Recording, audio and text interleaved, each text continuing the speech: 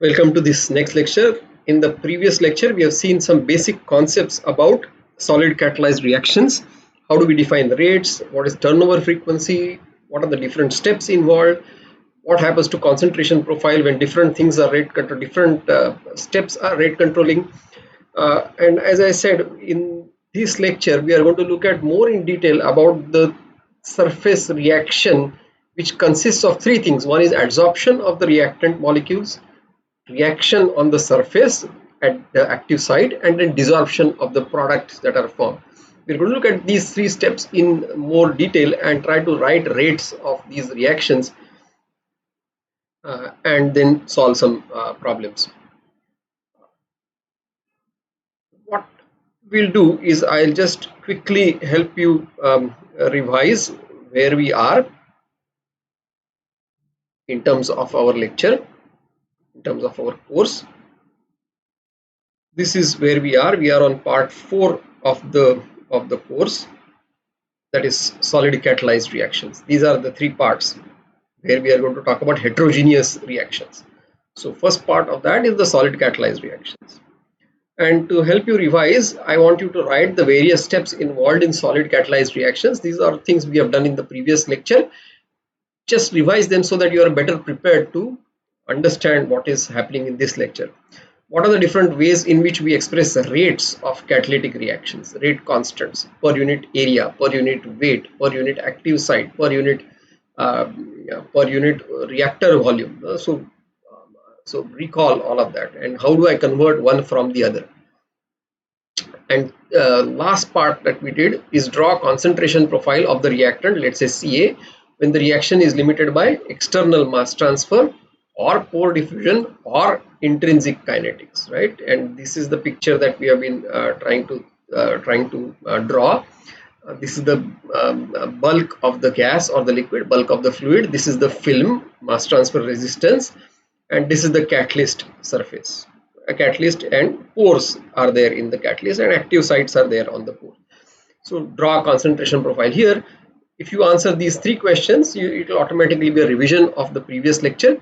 If you want, you can always go back and see and then answer, but then it will help you to prepare better for this lecture.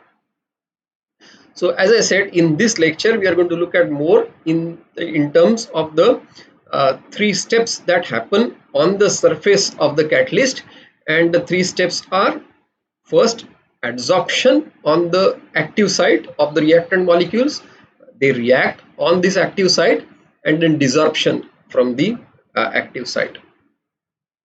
Okay, so let's this is where we are. This is in terms of our overall sequence. Heterogeneous reactions, we are looking at solid catalyzed reactions, we are looking at single fluid phase reaction. It could be gas solid catalyzed reaction, solid catalyzed reaction. These are the things that we are looking at. Okay, so if you think about what happens on the surface of the catalyst, so imagine that this is a catalyst surface.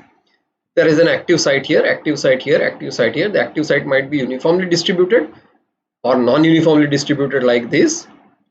There could be a difference in the activity of these sites. One could be very active, one could be less active, one could be somewhere in between. So active sites have a distribution in terms of their coverage on the surface and in terms of how active they are, and it depends on what kind of active sites are there. If it is a metal, platinum, palladium like that on a solid carbon support or alumina support, then the cluster, what is the size of that metal cluster decides how active that catalyst, active site is. So imagine first of all that there is a single molecule adsorbing and reacting. So it could be like an isomerization reaction. This is a molecule, it will get adsorbed, it will isomerize and then desorb, right? So this is a typical case of how one molecule adsorbs and reacts and then desorbs. So what happens? First of all, this molecule transfers to the active site, means adsorbs on the active site. On the active site it reacts, could be an isomerization reaction, could be something else, and the product that is formed desorbs from the active site. These are the three steps, right? We are going to write rates based on these three steps now. Okay? That will come as we go along. Second, we could have two molecules adsorbing and reacting. Maybe this is let's say oxidation reaction. Let's say ethylene and oxygen, right? And they come together on this active site and they react, they adsorb. So it may happen that they compete for the same active site, or there are two active sites which are adjacent and they get adsorbed on adjacent sites. So suppose sometimes we have a Friedel-Crafts kind of reaction. We have an active site along with alkylation as well as say hydrogenation happening, or dealkylation and hydrogenation happening. So for example, hydrodealkylation kind of reaction. So for example, in reforming, these kinds of reactions happen. Hydrogenation happens, alkylation, dealkylation happens. So sometimes we need two active sites for that. One is the acid site, which is provided by the catalyst support, and one is a noble metal which does the dehydrogenation. So there are numerous examples. So imagine that these two molecules are adsorbing. Let's try to visualize how these things happen. So these two molecules come together, they adsorb on the surface, on adjacent sites if you like, or they adsorb and then they transfer along the surface, they diffuse on the surface, they react on this in the adsorbed state in the surface, and then the product is formed and the product desorbs. Okay, so these are just pictures or cartoons to help you visualize all these things happening. We'll quantify all of this. Another possibility could be one of the molecule dissociates and adsorbs simultaneously. So typically these things happens with hydrogenation reactions on a metal support.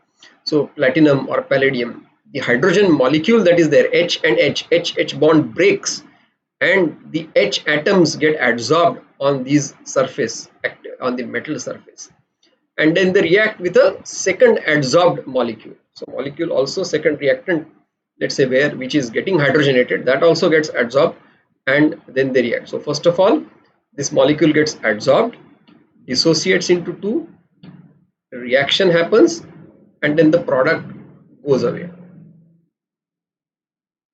Okay. It can also happen that one molecule adsorbs and reacts with a non-adsorbed molecule. So second molecule may or may not get adsorbed. One molecule may get adsorbed, that's enough. Hydrogen, let's say for example, hydrogen gets adsorbed. Second molecule does not adsorb on the surface, adsorb on the active site. It just is there on the gas phase or in the liquid phase. When it comes in the vicinity of this adsorbed molecule, now reaction happens and then the product desorbs. So different combinations are possible, and these combinations are decided by what kind of reaction is happening. What is the nature of the molecule? What is the nature of the active sites? Whether adsorption is possible, not possible, to what extent it is possible. So all these things are governed by mechanism of the reaction. Okay, so these are not universal things. They are specific to the reaction that is happening.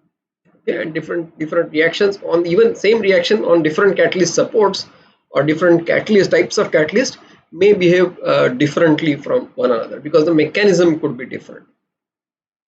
Okay, let's try to quantify all of this. So first of all, let's say there is a reaction A going to P. So A adsorbs, reacts, and P desorbs. What I want you to do is write the three steps: adsorption, surface reaction, and desorption. These are assumed to be elementary and reversible, but they may be irreversible if the adsorption rate constant or the equilibrium constant is, let's say, very high. We can define adsorption equilibrium constant for A as Ka, as forward rate of adsorption and backward rate of adsorption. Adsorption equilibrium constant for P we can define as Kp, K backward rate of adsorption or desorption, and divided by K forward rate of desorption, or K forward rate of adsorption, desorption. I'm just coming to that. We'll come to this as we go along. Equilibrium constant for reaction is, let's say, Kr. It is forward rate constant for the reaction and backward rate constant for the reaction. If you imagine the steps, so the first step is A getting adsorbed. It is getting adsorbed on the active side. This active side we are going to denote by S, and it forms an adsorbed complex AS. So if you write the rate of adsorption, it will be like this. So A plus S, it's an equilibrium reaction, K forward for adsorption, K backward for adsorption, and you get AS, the adsorbed complex. So the rate of adsorption we can write, these are elementary reactions. Okay, so we'll write K forward rate of adsorption into concentration of A. If A is in the liquid phase, or if A is in the gas phase, we could write this instead of A, we could write this as partial pressure of A. So concentration we could write concentration units, or we could write in terms of partial pressure units. It's our choice. Minus K backward rate of adsorption, CAS, concentration of the adsorbed species.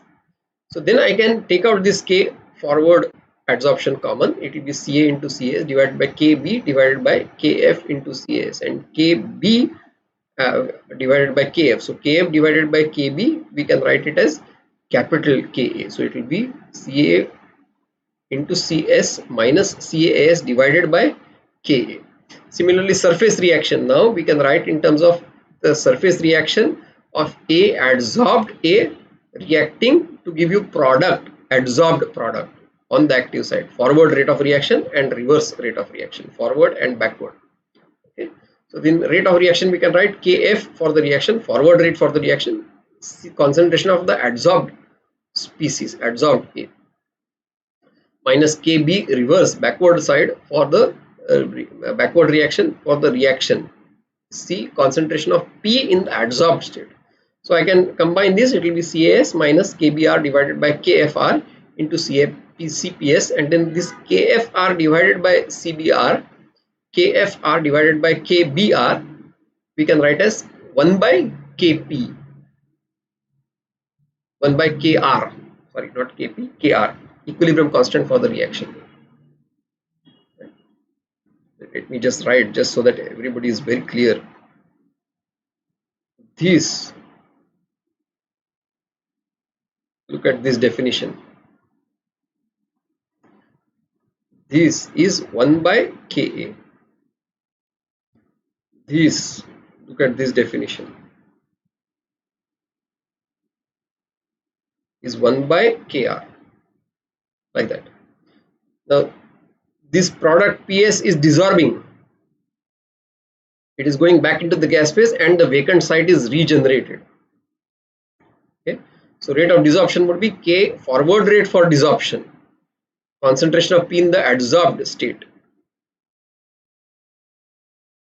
minus K backward rate for desorption, concentration of P in the gas phase or liquid phase, fluid phase, into concentration of the active sites, vacant sites, sites which are vacant.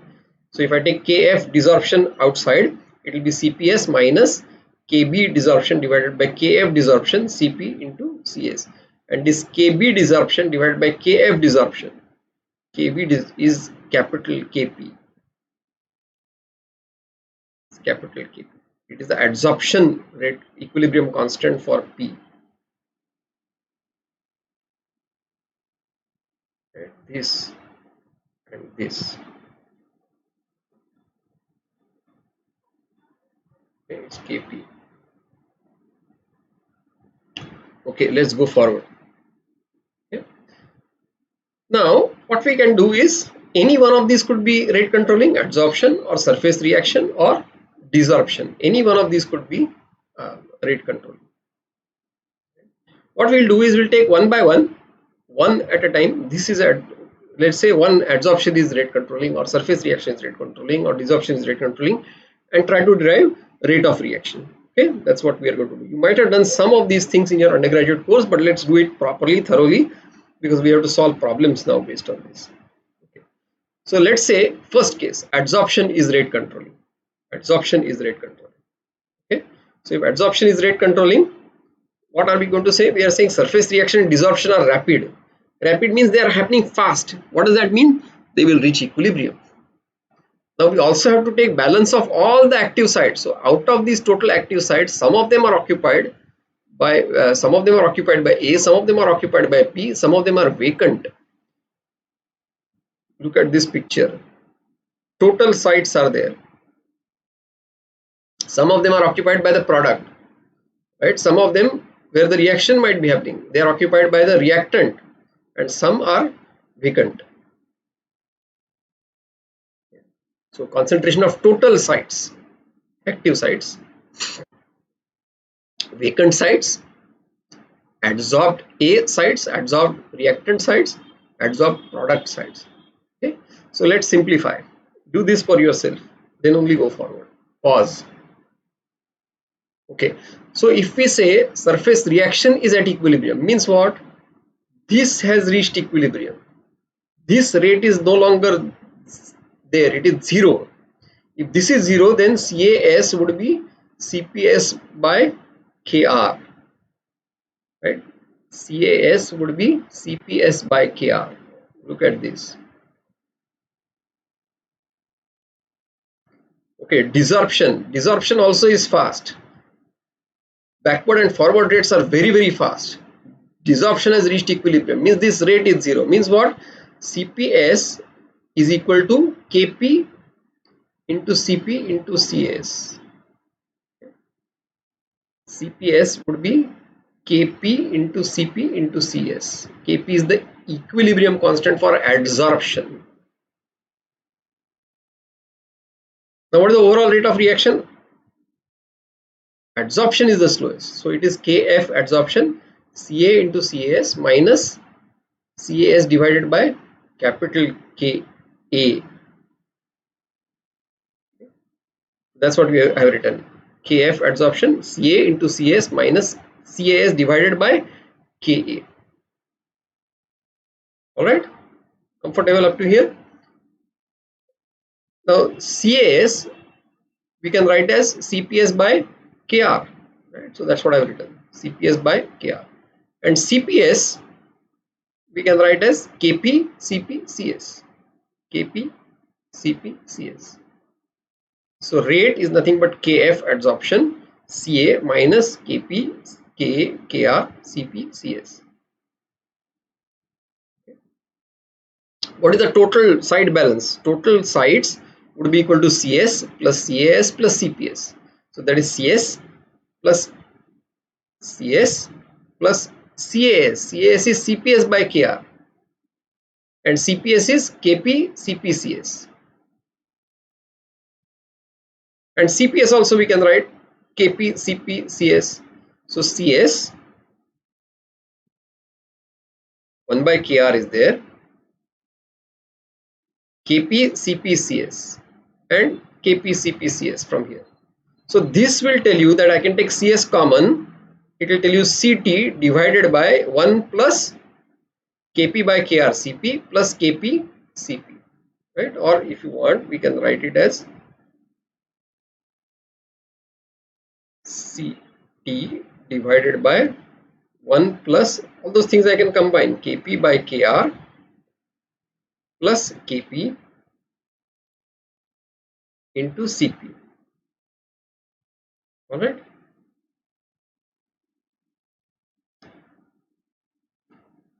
So rate of reaction now is Kf Ca Kp Ka Kr.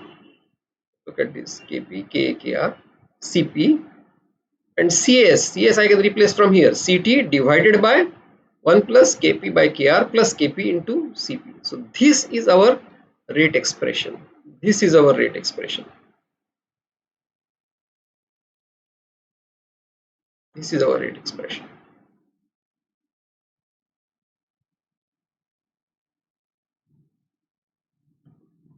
Now, if I look at initial rate, what I mean is I take fresh catalyst, allow reaction to happen, rate at time t equal to 0. So if you look at this rate, right, what will happen to this rate if I plot with respect to time? Initially Cp is not there, so it will start reacting, rate will be high, Ca is high. As A reduces, as A depletes, so imagine that I take a container, I take A and I take catalyst. So as it reacts, Ca reduces, Cp increases or concentration of P increases. So the rate slows down because Ca is reducing and Cp is increasing. Finally, what I get? Equilibrium, adsorption equilibrium. Correct? If I measure rate at different times,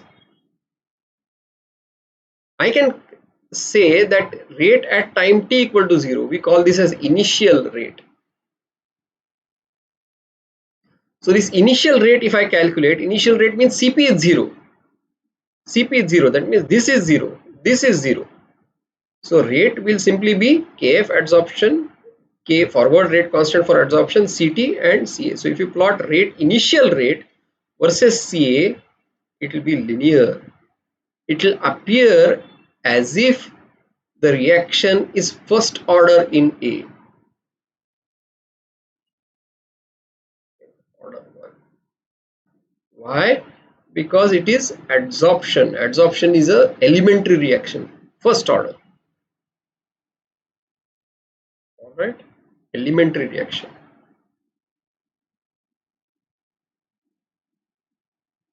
Let's take the second step now. Case 2.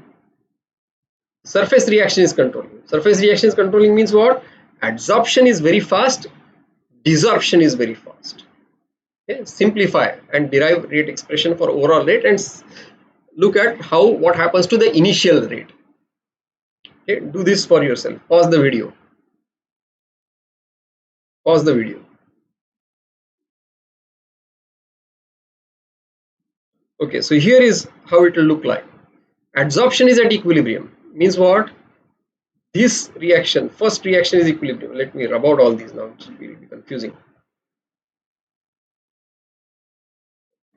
This first reaction is at equilibrium. Means what? Ca into Cs would be equal to 1 by Ka into Cas, or Cas would be Ka Ca Cs.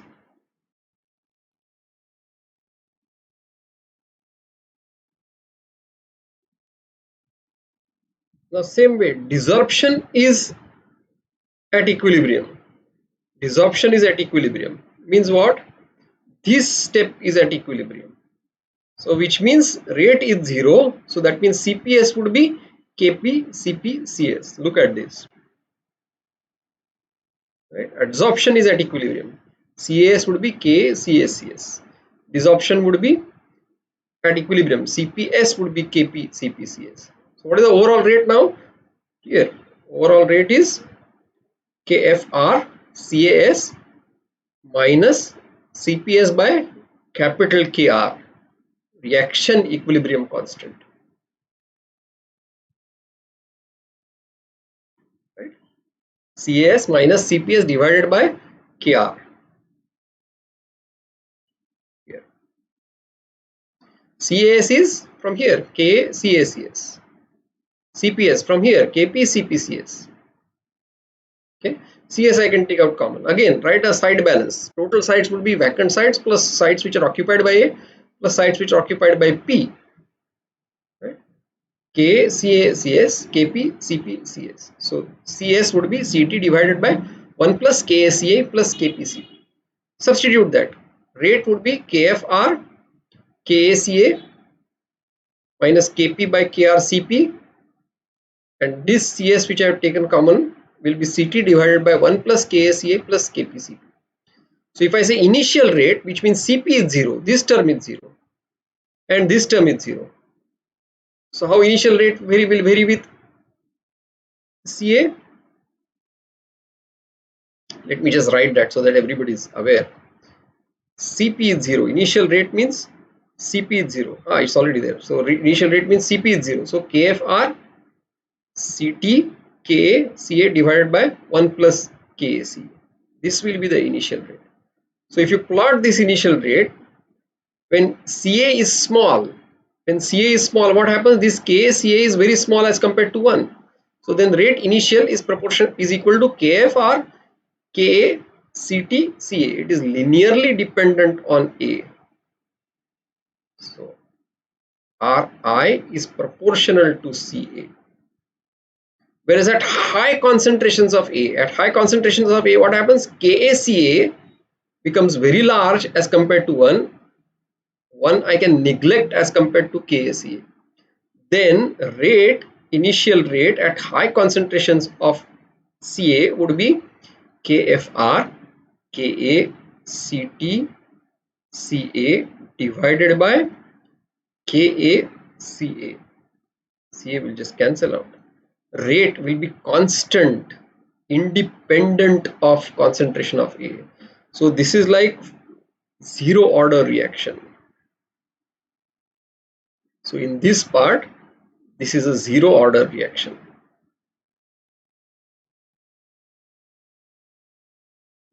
In this part, it is like a first order reaction. So somewhere here, if you look at, somewhere in this region, if you look at, reaction order may be 0.3, 0.4, 0.5, 0.7. It will be a fraction. So in this part, you will have fractional orders. Somewhere here, it is maybe 0.7, 0.8. Somewhere here, it may be 0.5. Somewhere here, it may be 0.3. Somewhere here, it may be 0.2. Somewhere here, it may be 0.8. Somewhere here, it may be 0.9. Fractional order. So if you get kinetics, if you treat it as if it's a homogeneous reaction and get kinetics, and you find that the order is a fractional order, it usually means that the underlying mechanism is different. Underlying mechanism is adsorption, desorption, and then you have, under some conditions it is first order, under some conditions it is zero order, and over a narrow range it is appearing it to be, let's say, order is appearing to be 0.7 or 0.8 or 0.9, right? That's the meaning of fractional orders. So when you see a fractional order, it usually means that underlying mechanism is something else. It's only a fractional order only in some parts, some narrow range of CA. Okay, let's go forward. Desorption is rate controlling. So now adsorption and reaction both are at equilibrium. Adsorption and reaction are at equilibrium. Let me rub this now. Adsorption and reaction are at equilibrium. So adsorption is equilibrium means Ca Cs would be equal to 1 by Ka Cas, or Cas would be Ka Ca Cs, and Cps would be Kr Cas. Desorption is rate control. CAS would be Ka Cas, CPS would be Kr Cas, and overall rate of reaction would be from here Kf CPS, capital Kp CPCS, KCACS, Kp by Kr, right? Desorption. Okay. Now if you write the balance and write initial rate of reaction, you will get something like this. And usually the Ka plus Kr is very high, because Ka it has to adsorb. So Ka is always very high. So one can be neglected. So you will find that Ri is practically independent of Ca. It's zero order. It is desorption control. So this is how the order or rate constant for reactions will look like, or dependence on concentration will look like, if your adsorption is rate controlling, if your desorption is rate controlling, or if your surface reaction is rate controlling. Remember, this is just one kind of reaction we have taken. A getting adsorbed, reacting on the surface and giving you P. Okay, now let's think about how to do this for other kinds of reaction, all the other mechanisms that we saw. We are going to do some of them, not all of them. Okay, let's go forward. So I want you to repeat this exercise for the following reactions. Derive rate expressions, plot the dependence on rate on reactant concentration. So this is what I would like you to do. Consider a second reaction, A plus B giving P, and A and B both adsorb, react, and then P desorbs. That is one. Okay. Another reaction possibility I would like you to consider, A plus B giving P, but now A adsorbed reacts with B from the gas phase or fluid phase. B is not getting adsorbed. Product P desorbs. Okay. Note, B does not adsorb. Another kind of reaction, hydrogenation kind of reaction. Say hydrogen A2 dissociates and adsorbs. So adsorbs with dissociation. Reacts with B from the gas phase or the fluid phase. B does not adsorb. the product P desorbs. So we can think of different mechanisms. For each mechanism, we could have adsorption controlling or reaction controlling or desorption controlling. We could get rate expressions for all three controlling, one of them controlling one at a time. So we could have three possibilities of rate of reaction for any type of reaction. Okay. I'm just giving you example. I'm just going to give you for homework these three kinds of reactions. Okay, pause the video, do it for yourself, do this for yourself, then only go forward. Don't go forward unless you do this problem, because we are going to solve a problem later on. Okay, so do this, pause. Okay, sometimes there are two sites involved. So let's say there is a reaction A plus B giving you product P. Okay, maybe say ethylene plus oxygen giving you ethylene oxide, or hydrogenation of nitrobenzene from vapor phase, hydrogen plus nitrobenzene giving you aniline. So A and B adsorb, react on the surface, and P desorbs from the surface, like this case.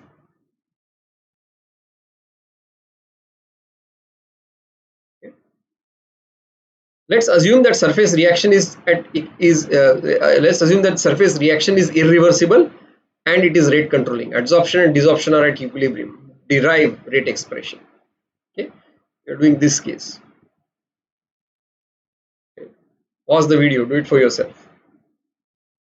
Okay, so here is the mechanism. A plus active site giving you adsorbed A, B plus active site giving you adsorbed B, AS plus BS react irreversibly to give you PS and S, and P desorbs to P and S. Adsorption are fast, desorption is fast, and they are at equilibrium, which means CAS divided by CACS would be K, CBS would be CBCS KB, CPS divided by CPCS would be KP. Rate of reaction now is irreversible, K into CAS into CBS. Simplify. CAS comes from here, CBS comes from here. Side balance. CT would be CS plus CAS plus CBS plus CPS, right? Simplify. Rate would be K CACB, K KA KB CACB divided by 1 plus K CA KBCB plus KPCB whole square. Now look at this. Imagine now that let's say CB is constant for now. Assume somehow we keep CB to be constant. Now what will happen? Rate, how will it look like? Rate will be proportional to CA divided by 1 plus something KACA plus something else is there, KBCB, all those things. That's a constant number. So it is some constant. So some constant, say, well, let's just write 1 plus KACA plus some constant is there, square. Now how will rate look like with respect to CA? If CA is small, CA square will be still smaller. Rate will almost be proportional to CA. It will almost look like a first order reaction. But at very high concentrations of A, this is CA squared. Numerator is proportional to CA. Rate will be inversely proportional to CA. Rate will look something like this. This characteristic behavior is a very good indication that you have a dual site mechanism. Dual site means both molecules are getting adsorbed and they are competing for each other. What happens at high CA is that the amount of B adsorbed is less, therefore the rate drops. because A practically covers everything at high Ca. Adsorbed B is very less, so rate drops because reaction is happening between adsorbed A and adsorbed B. This is what is peculiar. This negative dependence. Rate reduces as Ca increases. Okay? This is, I have already plotted. It's plotted for you.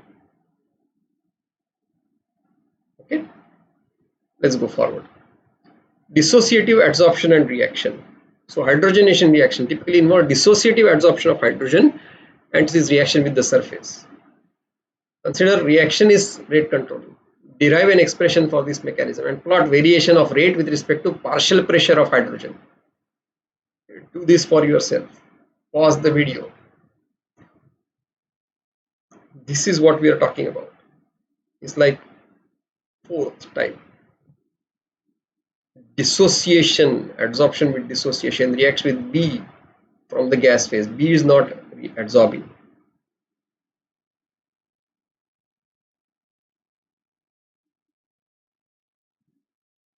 Pause, do it for yourself. Here's the answer. So hydrogen adsorbs dissociatively, so it requires two sites. It gives you hydrogen atoms adsorbed. Okay? And A, let's say A is in the gas phase, B or A, whatever you like. So our reaction is H2 gas plus A in the gas. Right?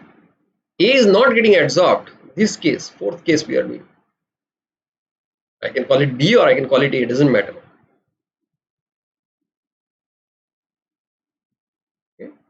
So A reacts with adsorbed hydrogen S and gives you product in the gas phase straight away, and 2S are generated, sites are regenerated. So if surface reaction is controlling, assume that hydrogen is adsorbed, that this is equilibrium, fast, adsorption is fast. Therefore it is at equilibrium. So equilibrium for adsorption is CHS, concentration of active site hydrogen occupied site square, divided by partial pressure of H2 divided by concentration of the site square coming from here, and that adsorption equilibrium constant, let's call it as KH2.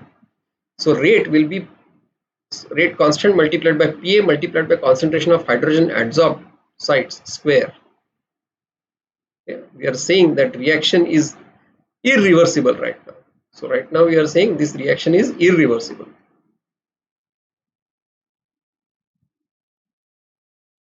Irreversible. Okay. Or we can look at it as if it's an initial rate. Concentration of P is very small, so the reverse reaction we can neglect. Okay, then it will be K PA CHS. We can substitute from here. Correct? It will be KH2 PH2 CS square. Side balance. Total sides would be CS plus CHS. CHS would be square root of this. Square root of this. CHS would be square root KH2 PH2 CS.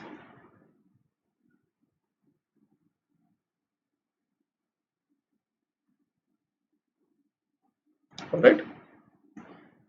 Okay, then rate will be K capital KH2 CT PA PH2 divided by 1 plus square root KH2 PH2. Again, this will look like rate versus pH2. How will it look like? Initially, if or at low pH2, this is a linear dependence. At high pH2, at high partial pressures of hydrogen, high pressures of hydrogen, let's say you are doing reaction at 10 bar, 20 bar, 30 bar, 50 bar, 100 bar, ammonia reaction 300, 400 bar.